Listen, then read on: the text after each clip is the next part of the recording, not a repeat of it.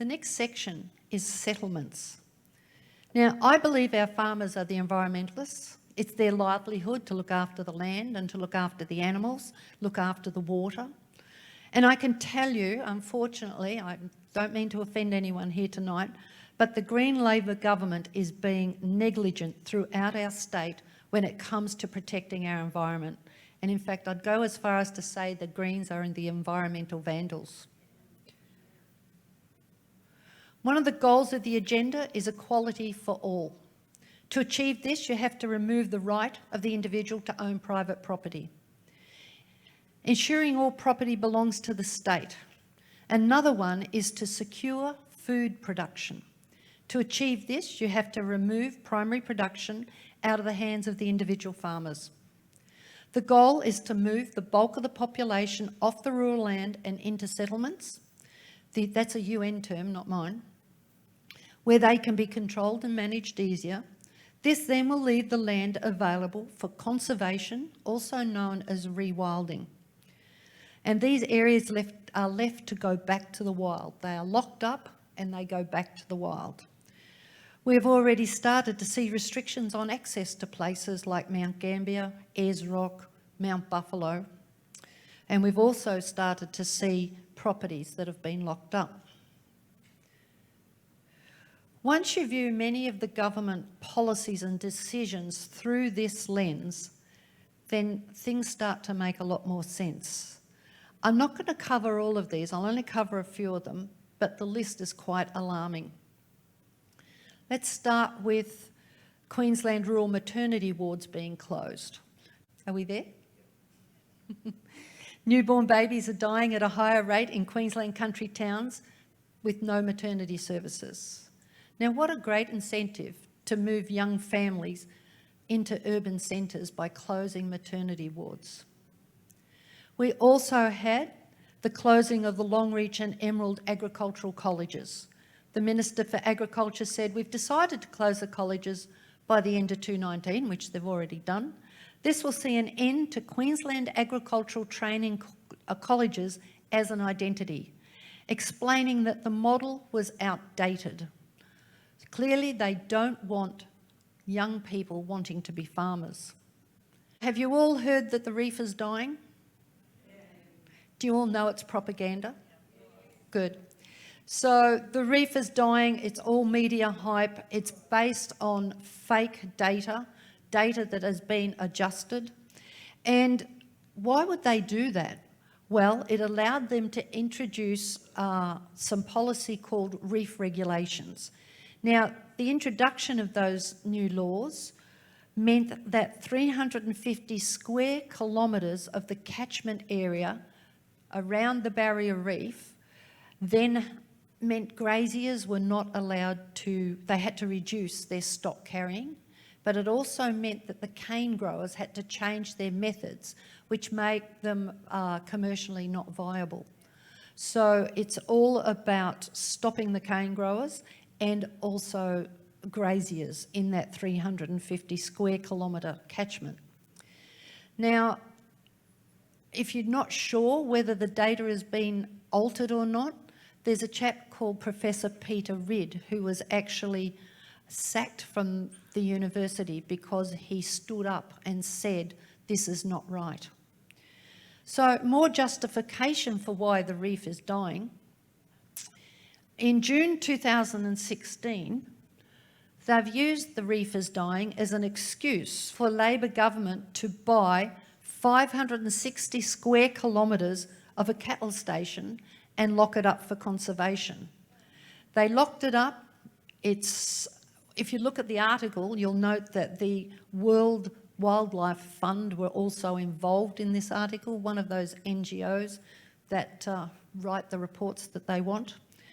And so they locked it up, but then this is what happened 3 years later.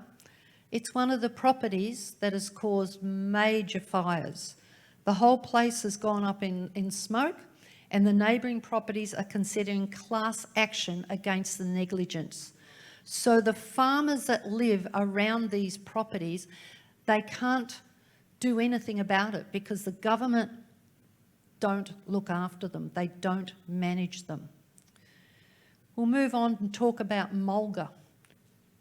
Queensland mulga country, grazers use the leaves from the mulga trees to feed their stock in times of drought. Probably many of you know that anyway. But the government legislation was changed, and it's now an offence to knock down your own mulga trees. It's considered carrying out development without a permit.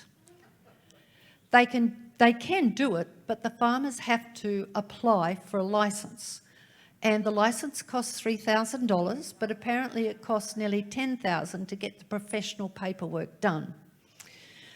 And then once they have got the permit and they've knocked it down, they can't touch that land for 10 years. The farmer says the complete nature of mulga just grows, just keeps growing, it just keeps regrowing. The farmers say the nature of mulga means if left unchecked, it damages the ecosystem. So we have an example of Dan McDonald. He owns 34,000 acres up near Charlottesville, and he was fined $112,000 because he tried to feed his starving cattle with his mulga. But not only that, he has now got a criminal record because of it.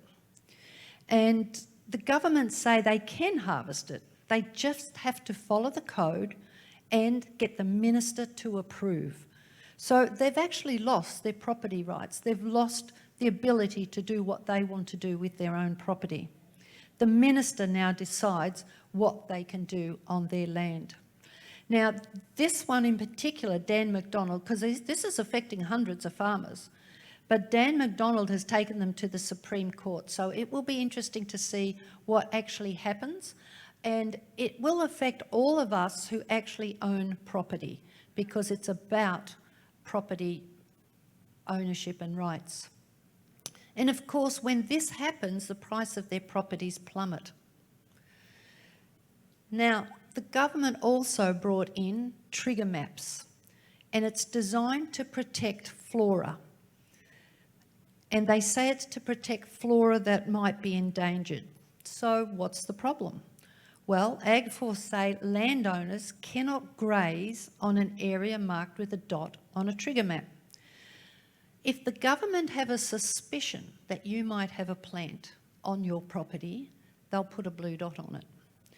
So the government says that the landholder can have the map changed. But here's the problem. The landholder has to prove that the plant doesn't exist. And if you do graze on it, there's a $400,000 fine. As you can see by this example, one farmer was absolutely blindsided. 2018, no blue dots on his property.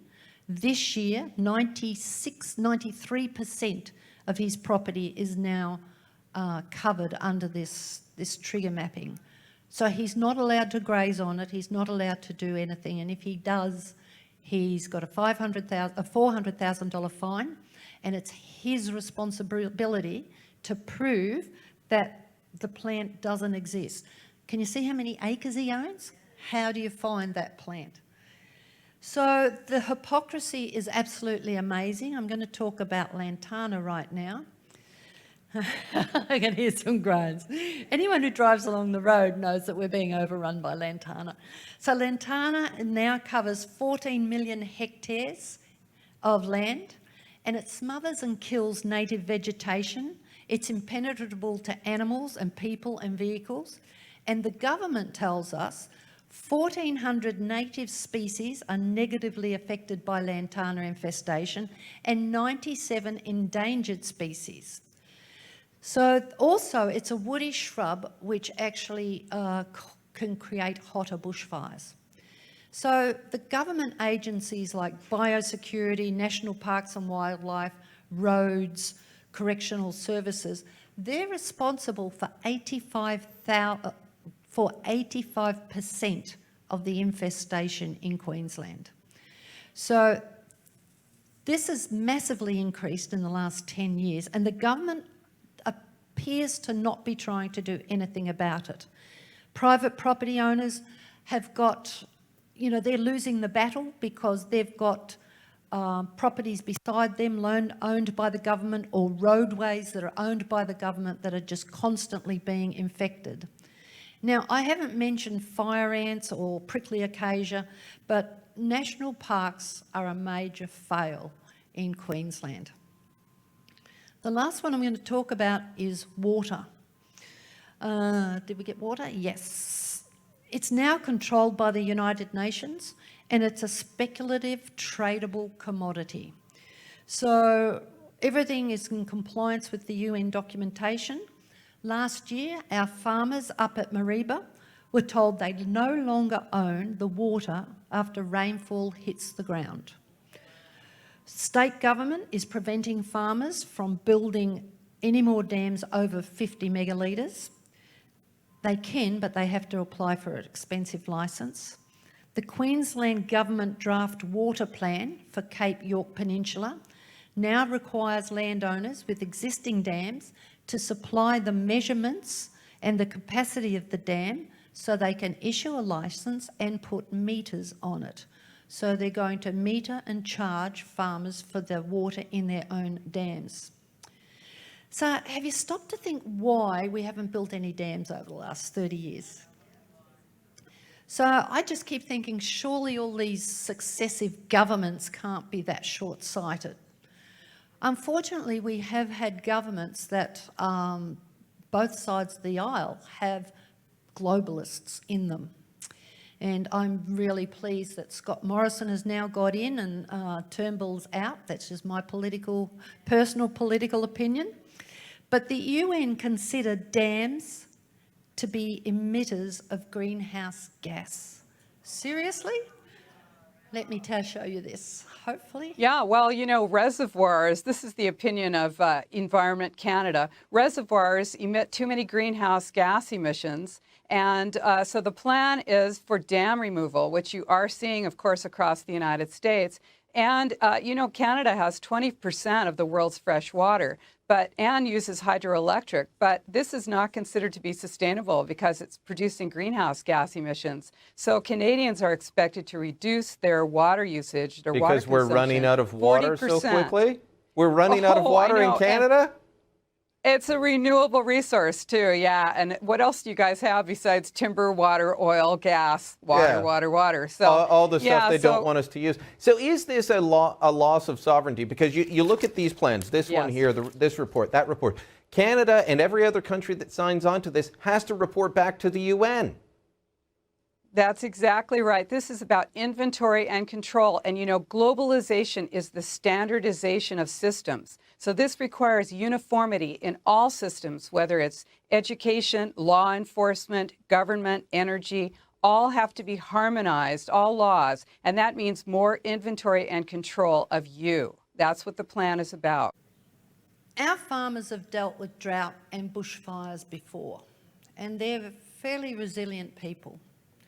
But it's these senseless government regulations and the taking away of their water and the fining them for using their property, which is what's leaving them without hope. Our Queensland Labor Green government are complicit in implementing the United Nations Agenda 2030. But I'm here to tell you there is hope. Really, there is.